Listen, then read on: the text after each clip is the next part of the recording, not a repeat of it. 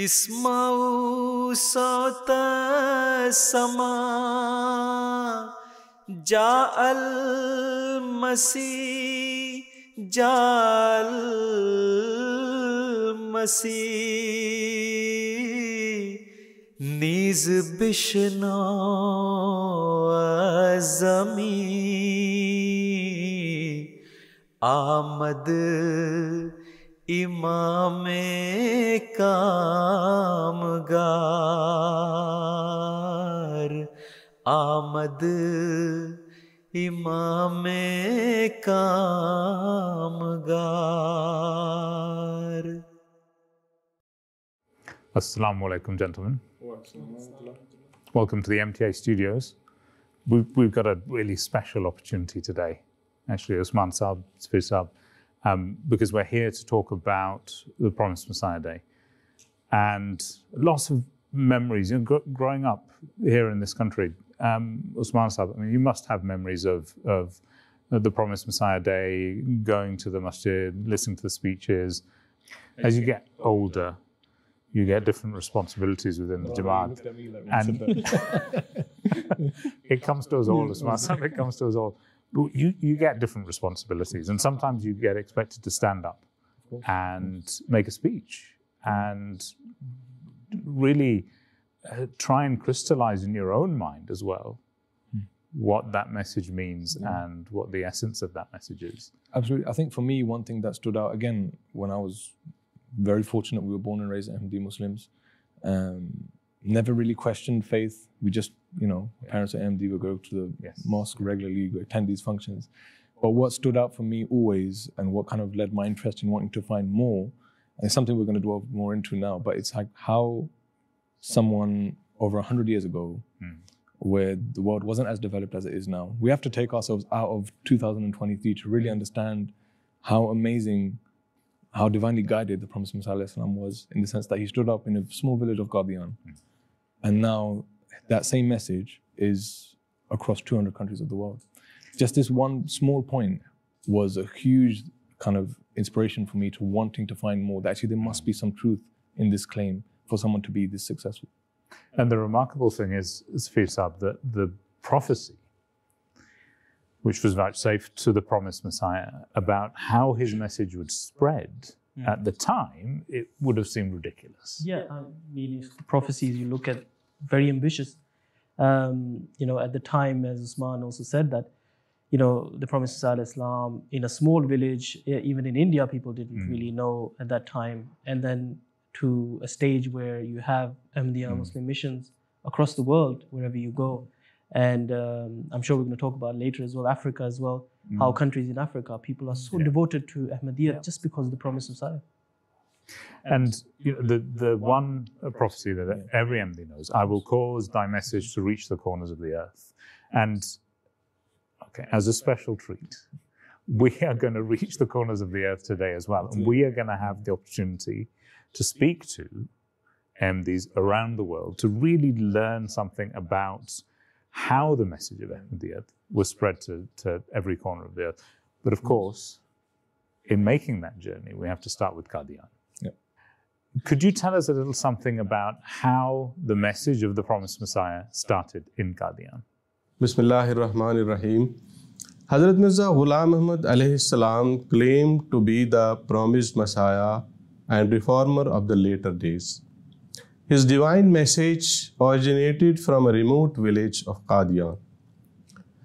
There was no concept of any publication of newspapers and magazines.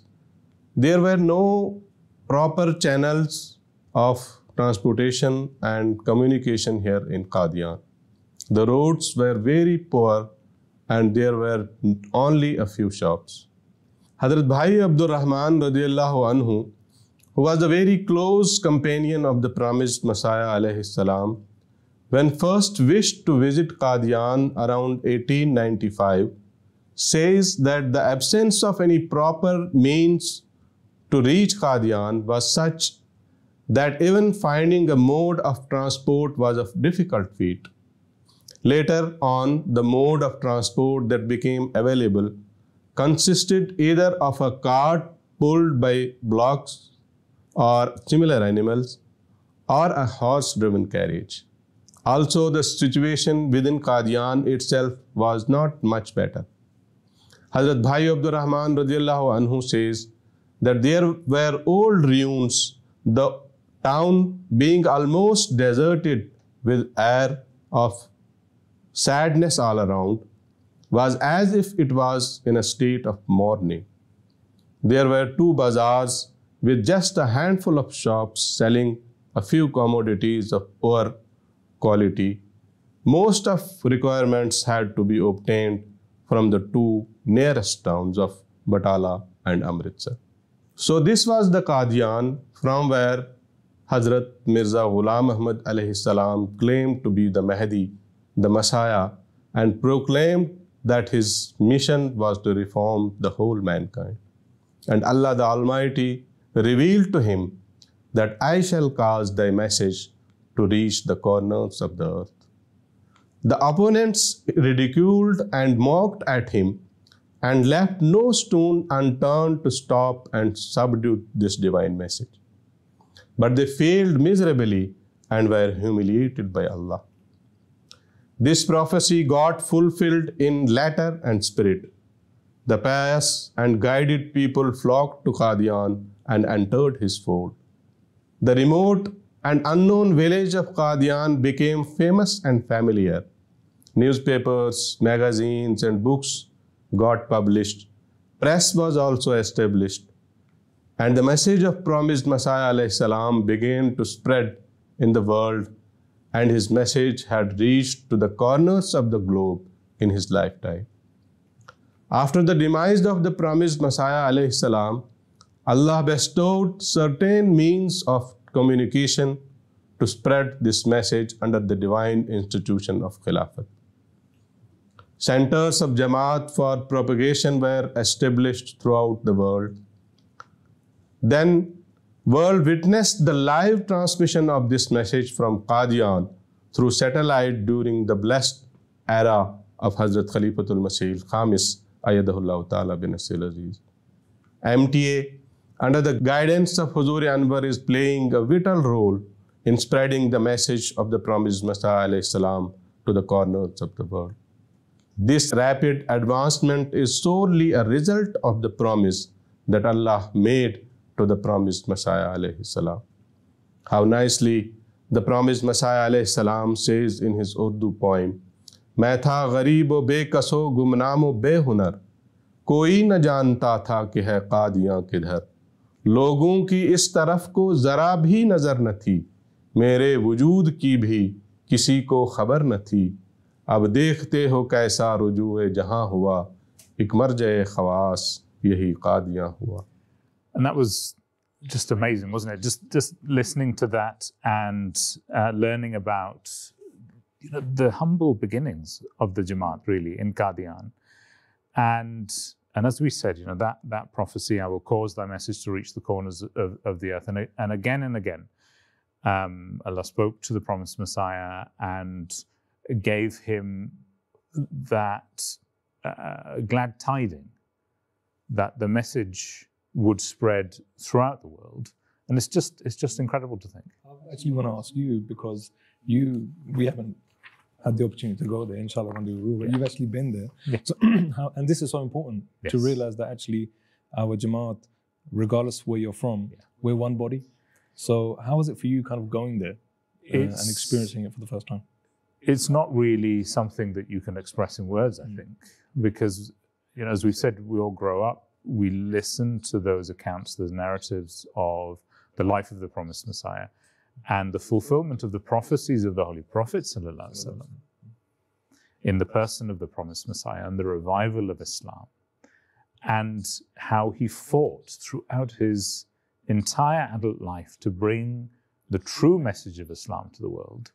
And then you find yourself walking those streets where the promised Messiah walked, and you find yourself in that masjid that the promised Messiah prayed in.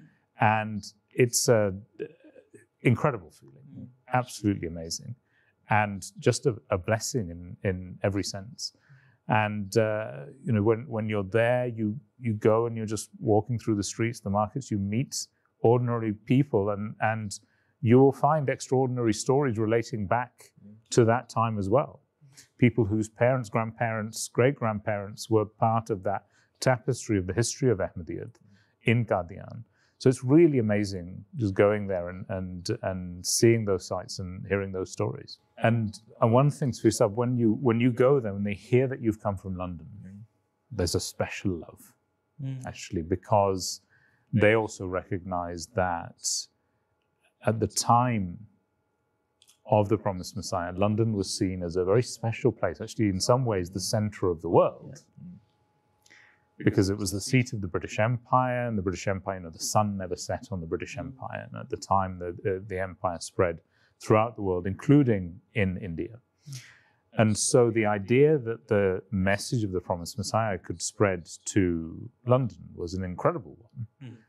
And yet we find very early in the history of the Jamaat that the message of the Promised Messiah is spread, and the message of Jamaat Ahmadiyya is spread in London. Yeah, I think there has to be some divine, obviously plan behind this, because now we have Khilafat here, and the successors of the Promised Messiah,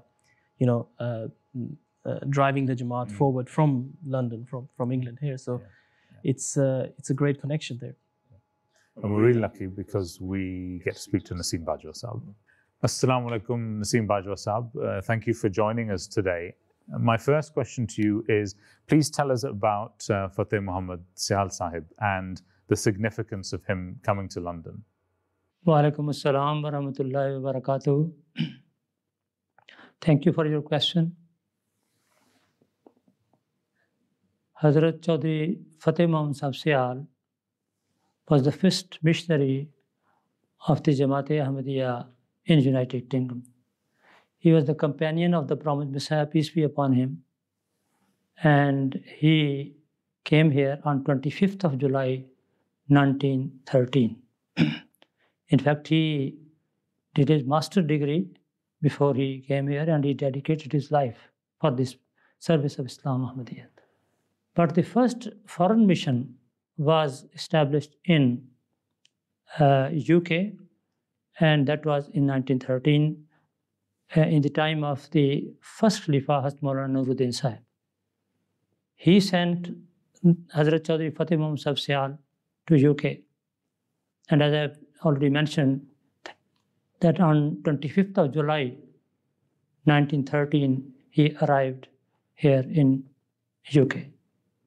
First 2 weeks he stayed in London, and then he went to Woking, because Khaja Kamaluddin Sahib was already there, who was working. So he stayed there with him for about 9 months. During that period, the first Khalifa, Hazrat Maulana Nuruddin Sahib, passed away, and Hazrat Mirza Bashiruddin Mahmud Ahmad Sahib was elected as the second Khalifa. So, as far as Hazrat Chaudhry Fateh Muhammad Sahib Sihal is concerned, he accepted the second Khalifa as well. And under his instruction, he came to London and he hired some accommodation here and started his work as a missionary. So this is how the work of the Ahmadiyya mission, or I should say the first foreign mission, was started from London. Jazakallah, Naseem Bajwa Sahab. And just incredible to think at that time, 1913, I mean, we're talking about, the British Empire is still there throughout the world. And this is before the First World War, before the Second World War, before the world is transformed in all sorts of exceptional ways. And traveling to London would have been no mean feat as well. And yet you see someone who would have just gone, and the only thing he would have had in his heart is his faith. No expectation, no understanding of what might happen when he arrived, and just sent to spread the message. It's like putting it into context in this day and age. It's like saying to someone, just start up a business from scratch. How difficult would someone find it, even in this day and age with all the resources available in London or in UK or any part of the world, to not just establish a business but make it successful, so that it lasts for eternity. So in those times, you're right. He was sent by, there was no established Jamaat here as such.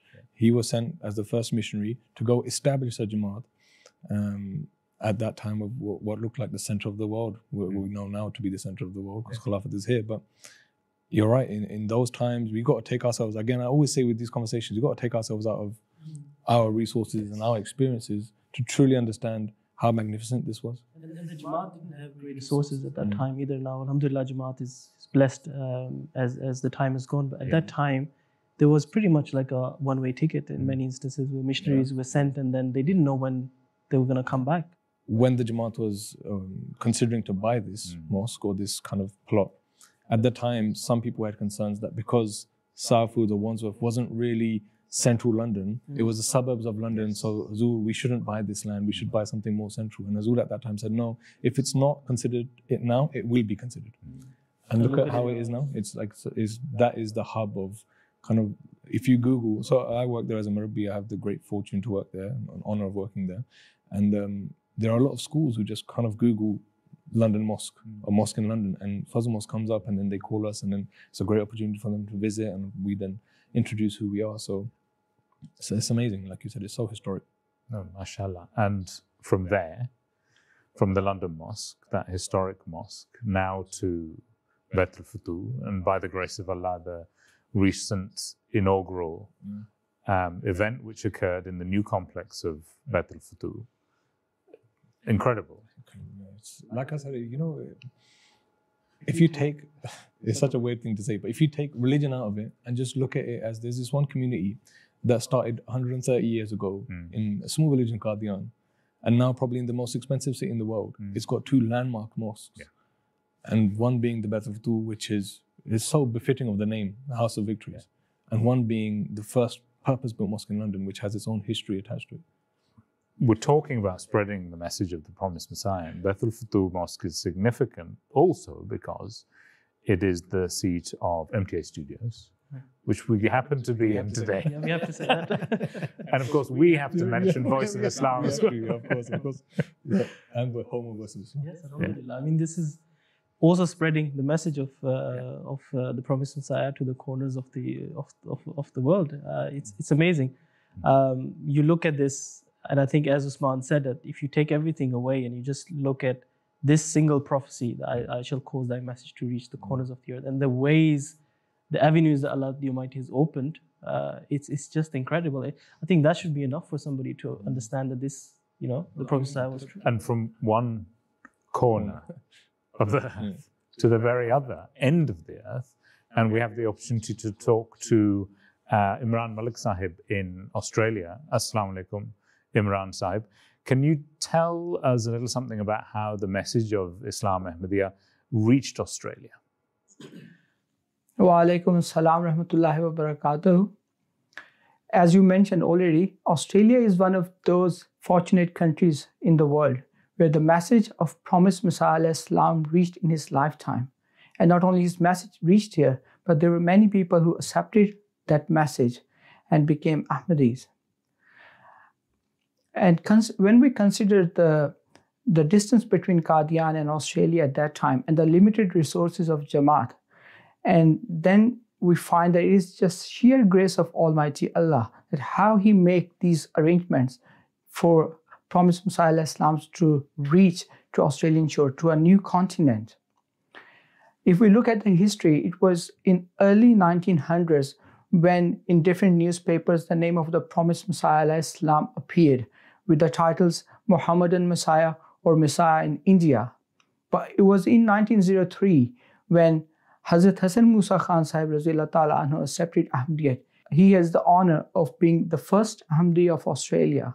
And he has also the distinction to be the first Musi outside subcontinent. And it was Hazrat Hassan Musa Khan Sahib who actually passed this message of the promised Messiah Islam, of true Islam, Ahmadiyyat, through different channels, not only to Australia, but in the neighboring countries as well as to the islands across Australia. Jazakallah Imran Sahib. So, I mean, just incredible stories, stories of exceptional people who recognized the truth of the promised Messiah at that time, during his lifetime, a blessing in itself, but in a far-flung land. You know, like nowadays, society generally is more accepting. So if someone, let's say, converts, in some cases, it's easier. Like you have to remember, at that time, where there could be an element of risk for you to stand up and say, go against your family tradition, say, look, I believe, I've accepted this Messiah because I've recognized all the signs. You know, you're boycotted, there's so much enmity towards you, you go through certain persecution. So in all the way in Australia, like such an amazing thing to see here, that from the message and the distance from Qadian to Australia, there's one person who said, okay, no, this is true. And he accepted it. And he then kind of continued to preach what he had found. So it's an amazing story. And also it was interesting to see that the Alexander Dowie, prophecy that the Promised Messiah made, and his end after challenging the Promised Messiah reached the other corner as well. It was picked up by journalists, it was picked up by, and certainly so many people must have read that, and by that way they were introduced to the Promised Messiah and the community.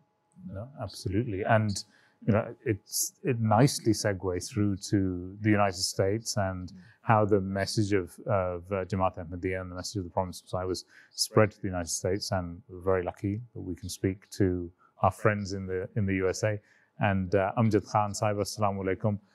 Thank you for joining us today. And my question to you is, can you tell us about the establishment of Islam Ahmadiyyat in how it reached the USA and how that was a testimony to the truthfulness of the Promised Messiah? Yes, indeed. And a very important introduction of the Ahmadiyya Muslim community and the words of the Promised Messiah Islam to America also took place in 1902, when the Promised Messiah Islam directly challenged Dr. John Alexander Dowie, a very famous figure in America worth hundreds of millions of dollars, developed this large following to establish a new brand of Christianity to annihilate Islam. The Promised Messiah Islam challenged him to a prayer duel, and that captured the imagination of Americans in over 160 newspapers between 1902 and 1907. This prayer challenge, from its inception to its completion in the victory of the Promised Messiah Islam against Dr. Dowie, was published all throughout America in some of the most prominent American publications, including in many articles in the New York Times. And of course, this was a very profound introduction of the Ahmadiyya Muslim community and the Promised Messiah Islam as the Mahdi and the Messiah to the people of America. And that was, again, you know, that recollection of something really exceptional in terms of the fulfillment of a prophecy. And a fulfillment of something that really showed the truth of the Promised Messiah. And there were many enemies of the Promised Messiah, many people who stood up against the truth of the Promised Messiah during his lifetime. But we see in Alexander Dowie, we see someone who really challenged in a very public way the truth of the Promised Messiah in a country like the United States. And his end was there for everyone to see.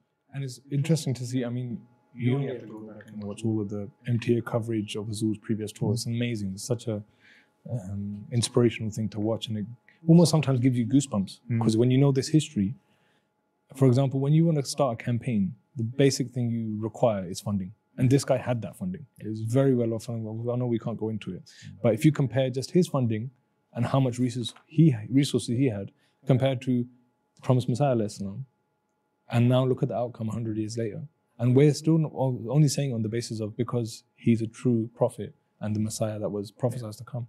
So you're right, it's such an amazing, if you just look at the facts and the result of what happened, it's so kind of inspiring.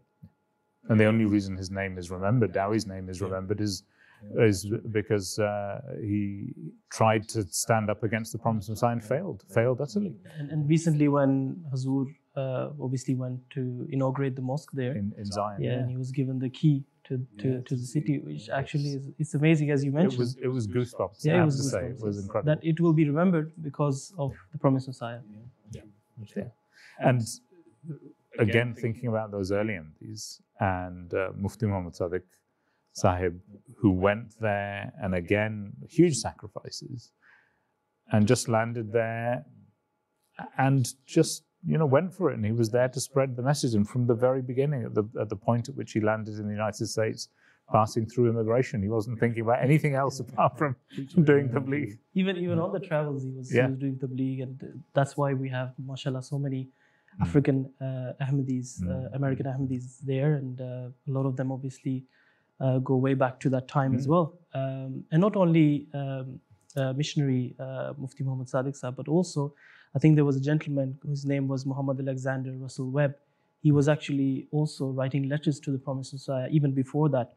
And I didn't know about that actually, and I came to know that he was writing to get guidance on Islamic teachings, and I think he was participating in World Parliament of Religions, and he was actually explaining the Islamic viewpoint there, and he would get guidance from the Promised Messiah through letters. So it's amazing. Yeah, I think he used to get guidance on the basis that he said that I feel that you are divinely guided, so I want your advice.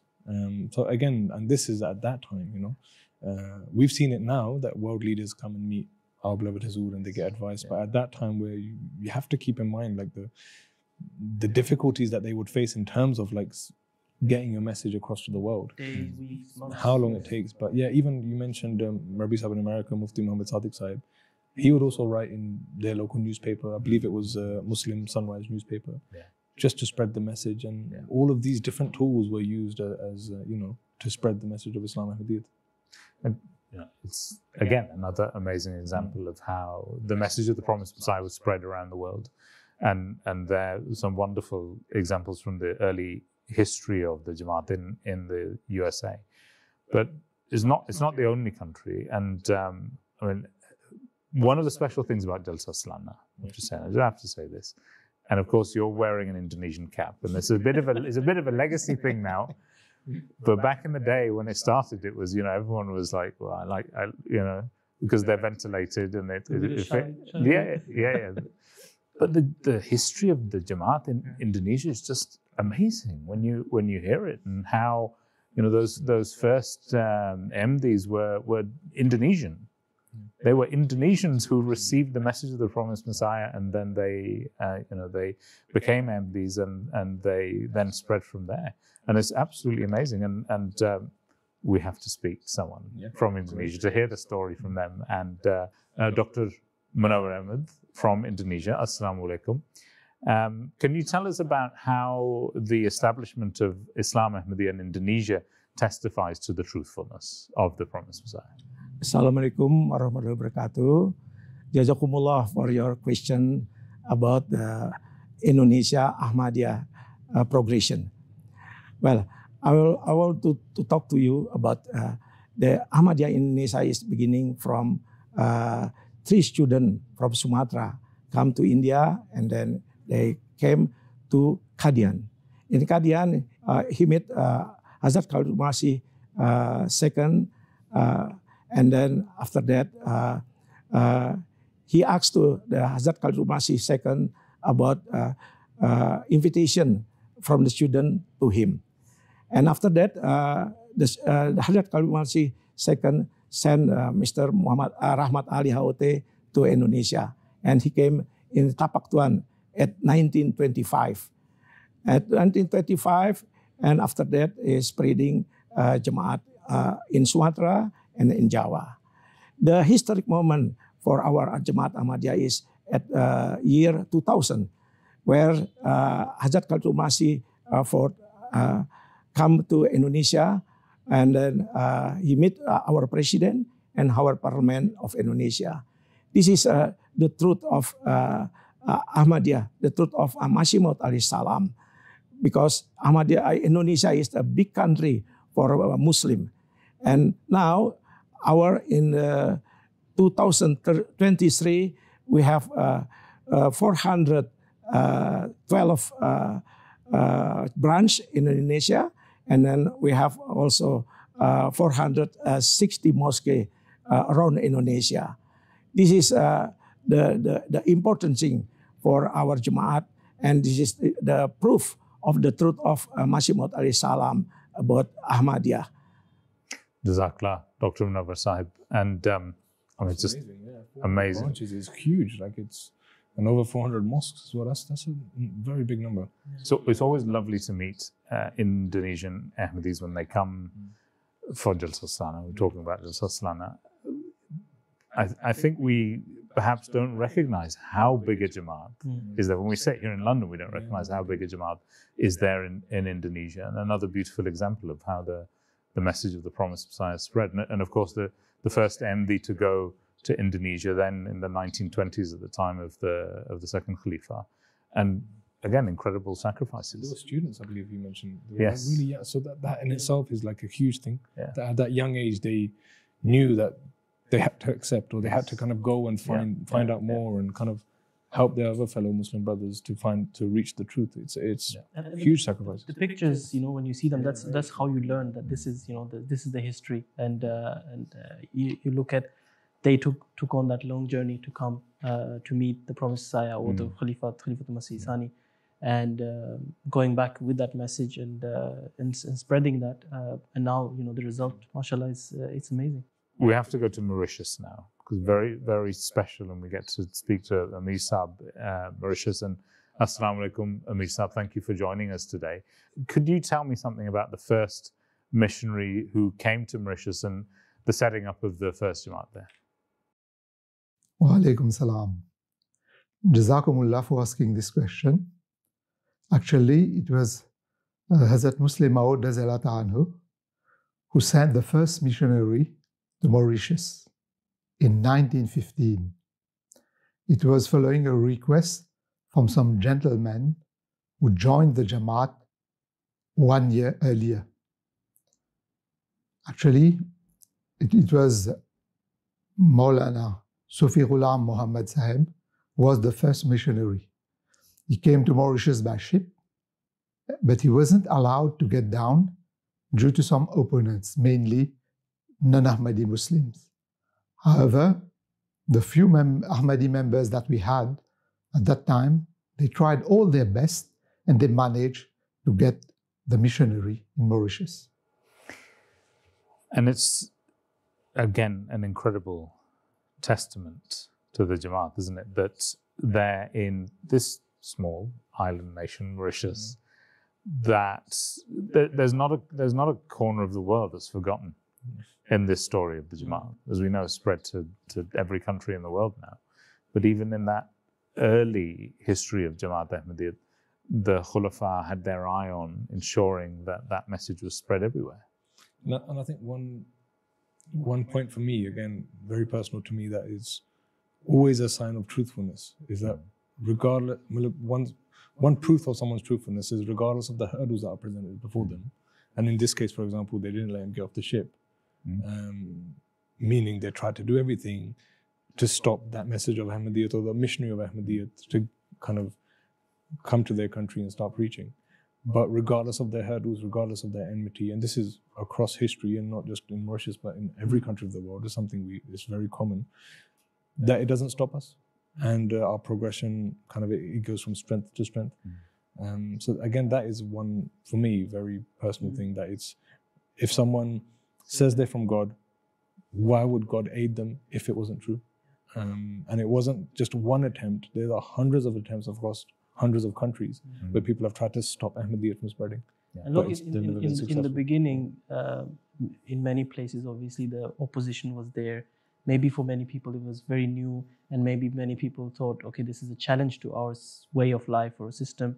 But Allah the Almighty then changed that in the favor of the Jamaat over time, because I know a lot of Mauritius, some in my Jamaat as well, who are very passionate about Mauritius, and they say that, if you live in Mauritius, not only is the weather nice and everything is nice, but you also have religious freedom now. So things must have changed from the beginning, and Jamaat flourished, and it's one of the oldest Jamaats as well, I believe. There's another example, actually. We're going to go to Germany now. because in 2014 we celebrated in the UK the centenary of the Jamaat here in the UK, and this year, by the grace of Allah, Germany is celebrating its centenary of the Jamaat in Germany. But those early years were incredibly tumultuous, and thinking about what Germany passed through as well in terms of the Second World War and the societal changes, it is an amazing history, and we get to speak to Amir Saab Germany. So let's turn to him. Amir Saab, assalamu alaikum. Thank you for joining us today. Germany is celebrating its 100-year jubilee. What does that mean for the truthfulness of the promised Messiah, alayhi salam? Wa alaikum salam wa rahmatullahi wa barakatuh. Jazakallah for this question. It's indeed a time now to reflect on this issue, because 100 years we are celebrating this year Ahmadiyyat in Germany, and we can see the truthfulness of the promised Messiah, especially in the reactions of the people who come to know about Islam Ahmadiyyat. Nowadays, we can say that we have distributed 65 million leaflets to the Germans, and many millions have, consented. They have realized that Islam Ahmadiyyat is here in this country. They have formed the most stable Islamic organization, and we are standing for truthfulness, we are standing for peace, we are standing for love for all, hatred for none. And during the last celebrations, we have seen people reacting in a way I've never seen before. They want to know, what does it mean, a living God? Yeah? How we can get, this communion with God.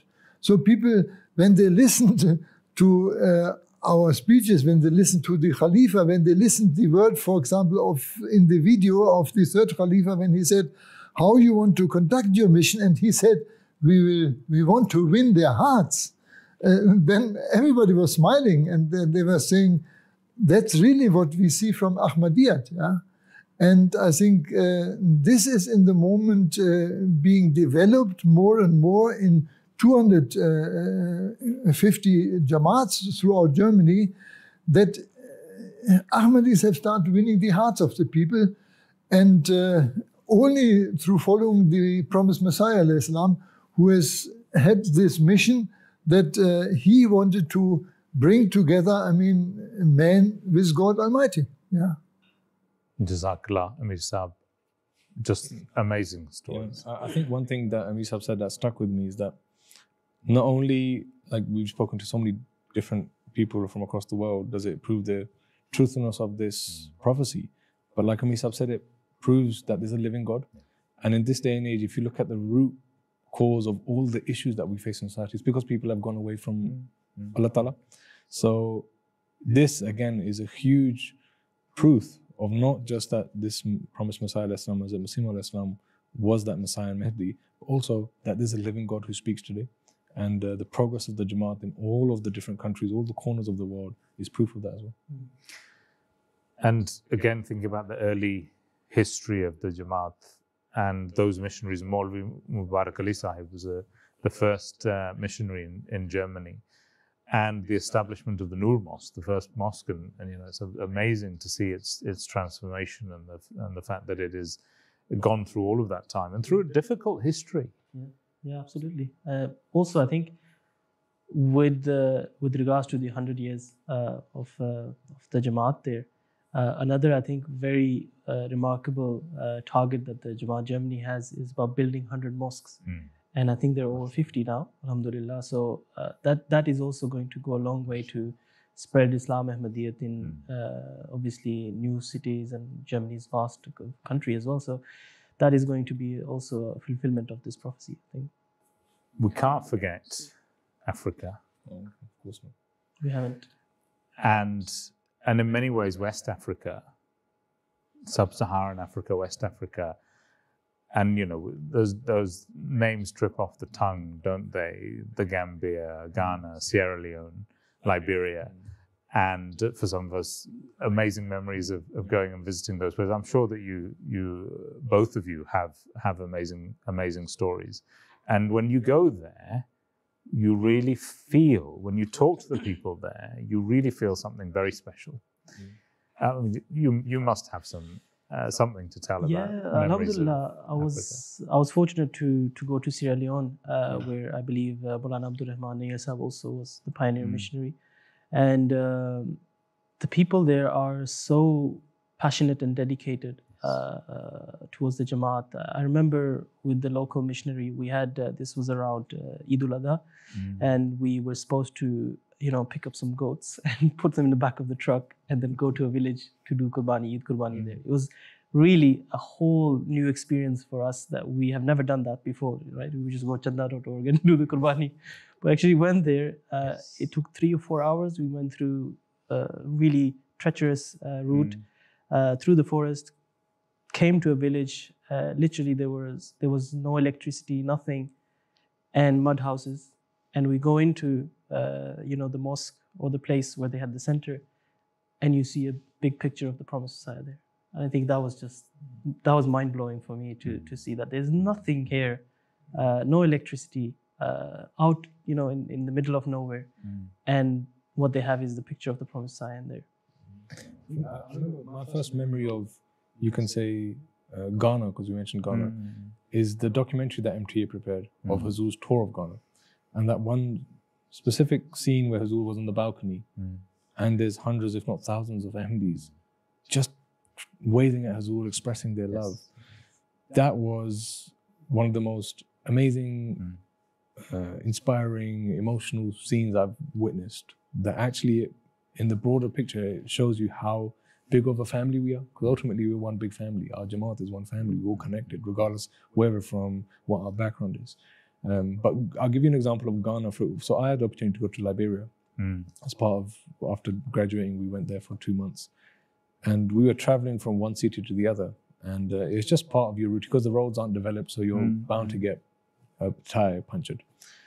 So they told, before we entered this one village, they said that I pray that our tire doesn't puncture here because this is really not a place where we want to stop. It's quite dangerous. And lo and behold, the tire popped. So then there's a huge crowd of people that crowded our car. They saw that we're from outside, and everyone was like, "Oh, we want to help because we want to get paid for helping." As soon as one of them asked, "Oh, brothers, where are you guys going?" Because we're going to the main mosque in Monrovia, we're Ahmadi Muslims. That's all we said. We're Ahmadi Muslims. The guy took charge of the situation. He cleared everyone out. He goes, "No, go away out. I'm going to handle this. They're my guest, essentially." And then when he cleared everyone away, he said that, "I actually studied in an Ahmadiyya school in Ghana." And he goes, "I am ever in debt for your community." And he goes, "That's why, don't worry, free of charge, I'm going to fix your tire." And that's when I realized the beauty of how much this message has spread to the corners of the world, where this guy's not even Ahmadi, but the fact that he studied in an Ahmadi school in Ghana, and now he's in Liberia and he's helped us out. So it's an amazing feeling. It really gives you a sense of, it's that beauty of when you stand in namaz, regardless of your race, background, wealth, you're united. And I think this prophecy, the fulfillment of this prophecy shows that as well, that regardless of where we're from, we're united in the sense that we've accepted this Messiah. And that one common ground is enough for us to stand shoulder to shoulder, regardless where we are in the world. Jazakallah. And we have the opportunity to speak to Ghana. So let's go to him now. And can you tell us how Ahmadiyyat reached Ghana? Wa alaikum salam wa rahmatullahi ta'ala wa barakatuhu. Jamaat Ahmadiyyat was established in Ghana as far back as the year 1921. It started in the form that a gentleman called Yusuf Nyakun, he saw in a dream. Meanwhile, he belonged to a Jamaat of Muslims here in Ghana, in the coastal town of Ekrofo. He saw in a dream that they were saying Salat one day, and their Imam was a white man. A white man, to the Ghanaian at that time, wasn't somebody who was known to be a Muslim. So it was strange for them to see a white man saying Salat, not only saying Salat, but leading other Muslims in Salat. They didn't understand what the meaning of the dream was. Yusuf Nyako had a friend at Saltpond, which was a coastal town, which was also a port town. The friend is called Pedro. He was a Nigerian, a merchant. He met him and told him the dream. And Pedro drew his attention to the fact that, yes, he's been seeing a magazine written by some Muslims from London who are obviously white. Maybe the other people. Their address was there of the international headquarters of the Jamaat. So those Muslims, Fanti Muslims, decided to write to the headquarters and to request a missionary. It was then that they were asked to send the cost involved in the transportation of a missionary. They did that, and at the end of it all, Al-Hajj Abdurrahim Nayar was dispatched to Ghana, and he got here in the year 1921. And that is how Jamaat Ahmadiyyat started in Ghana. And can you tell us how that testifies to the truth of the promised Messiah, alayhi salam? Jazakallah for this question also. The fact is that Hazrat Mirza Ghulam Ahmad was the founder of the Ahmadiyya Muslim Jamaat. He was a prophet of God. And when he claimed prophethood, he did also mention that Allah Ta'ala did reveal to him, saying that, "Main tere tabligh ko zameen ke kinaron tak pahuncha," that I will cause your message to reach all the corners of the earth. Then another revelation was also received by him in Arabic, which said that Yansuruka rijalun nuhi ilayhim minas samai.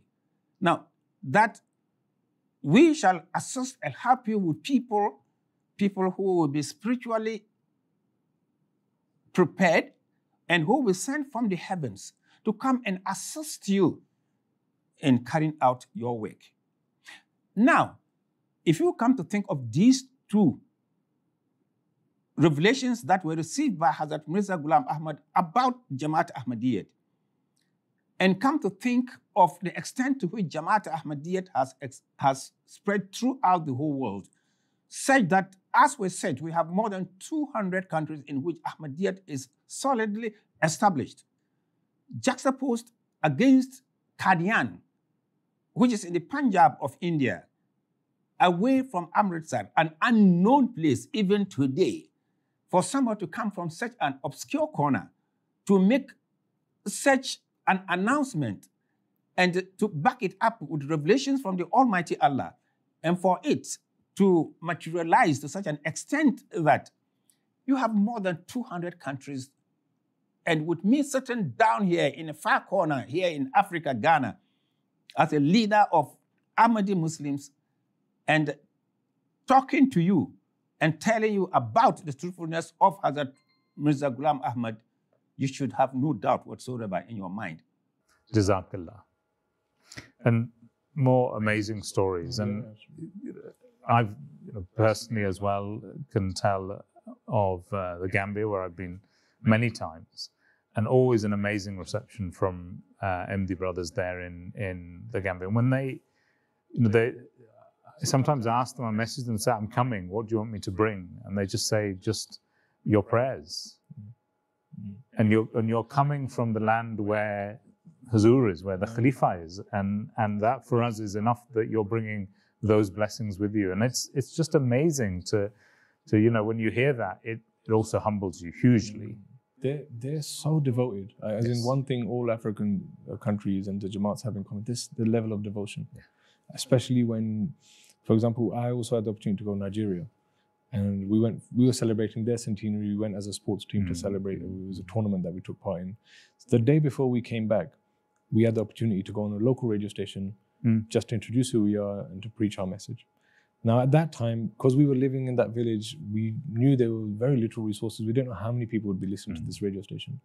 One of the boys who gave the interview, he just mentioned that we're going back to London tomorrow. If there's anyone who would like to send a letter to beloved Huzur, we can take it for you and make sure it gets presented before Huzur. Now, when he said that, I in my heart thought, I don't know how many people, one, are listening, and two, I don't know how many people have like the basic resource of a pen and paper here. Lo and behold, the next day in the morning, more than 300 letters were at our doorstep. Amazing. Saying that, can you please give this to beloved Huzur? So that again, and it's not just in Nigeria, it's every part of the world. But we're mentioning Africa. But one thing I've witnessed with our African Ahmadi brothers and sisters is their level of devotion. And like Safi mentioned before, in some cases, they've never seen Huzur. Yes. They've never heard his voice. They've just accepted a message on whom they were waiting for. They were waiting for this Messiah. They've accepted him, And out of accepting and love and obedience, they are now fully devoted to the cause. So it's an amazing sight. And now, Sfisab, we have, in terms of the ways in which the message of the promised Messiah spread throughout the world, we have got MTA, we have got the websites, we have got books printed in hundreds of different languages, we have got the radio stations, we've got missionaries, we've got established Jamaats, we have got those Jamaats established with every hue and color of local culture and the personalities and people within those countries as an embodiment of the truth of the promised Messiah. And it's just amazing to think about. It's amazing. Jamaat Ghana has their own MTA Ghana Studios, which is going to be amazing for the whole of Africa. But I think with all of these things you mentioned, the other aspect of the coming of the promised Messiah was also to serve mankind. And in African countries and in many countries, you see the Jamaat has been able to open hospitals, school, education centers, which has made tremendous difference to the communities. And I think that also is something that people appreciate, right? I mean, if you go and speak to the people there, as you have Osman as well, the people associate themselves with Jamaat's services, and they really appreciate that. And many people have been to Jamaat Ahmadiyya schools, so this is part of the faith. This is also why the Prophet Messiah came, to serve people, to bring them, to a next upper level. Jazakallah, gentlemen. Really fascinating conversation and some beautiful reflections on Promised Messiah Day.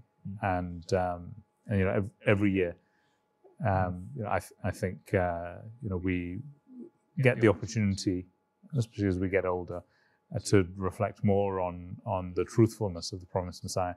But it's also equally important that we try and put that message out there to younger Ahmadis and get them to really understand and think about what it means to be Ahmadi. So really, really good chatting with both of you. Jazakallah. And I hope our viewers get something useful out of today. Assalamu alaikum. Isma'u sawta sama Ja'al Masih Ja'al Masih Niz bishna Zami Ahmad Imam-e Kamgar Ahmad Imam-e Kamgar